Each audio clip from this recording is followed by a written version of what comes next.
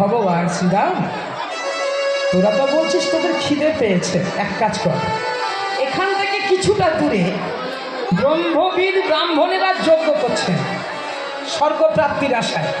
তো তোরা এক কাজ কর, সেই ব্রাহ্মণদের কাছে যা, তোরা অনেক অনেক অন্ন পাবি, যা, দেরি করিস না।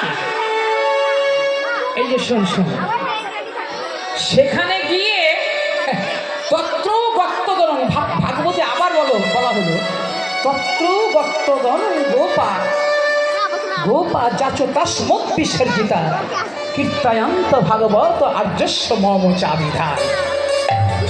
অর্থাৎ বলা হলো সেই ব্রাহ্মণদের কাছে গিয়ে আমার এবং আমার দাদা বলরামের নাম করে তোরা অন্ন ভিক্ষা করে নিয়ে আয়, যা।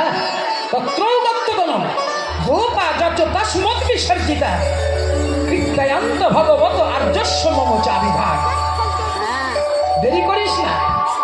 যেমনই ভগবান শ্রীরাম সুদাম দাম বসুদাম বহুবিধ এই গোপ বালকদের ওই ব্রাহ্মণদের যজ্ঞশালায় যাবার জন্য আদেশ করলেন, এই সমস্ত রাখাল বালকের আনন্দ ধরে না।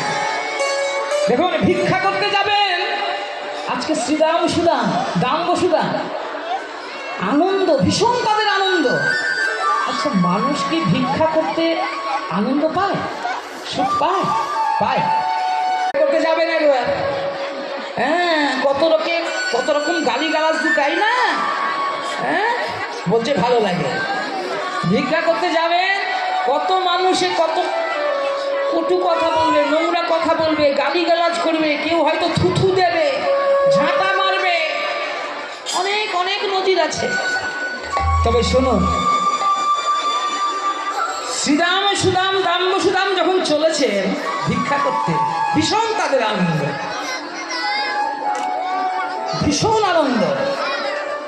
আনন্দটা এই কারণে, দেখুন, কেউ যখন নাম অপমানে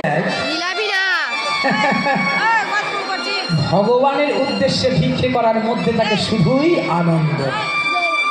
কোটি কোটি জন্মের স্বীকৃতি না থাকলে কেউ কখনো ওই ভগবানের উদ্দেশ্যে ভিক্ষে করার সুযোগ পায় না।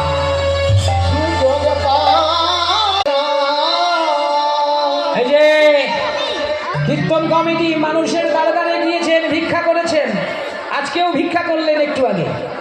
সত্যি কি ওনারা ভিখারি? কিন্তু অথচ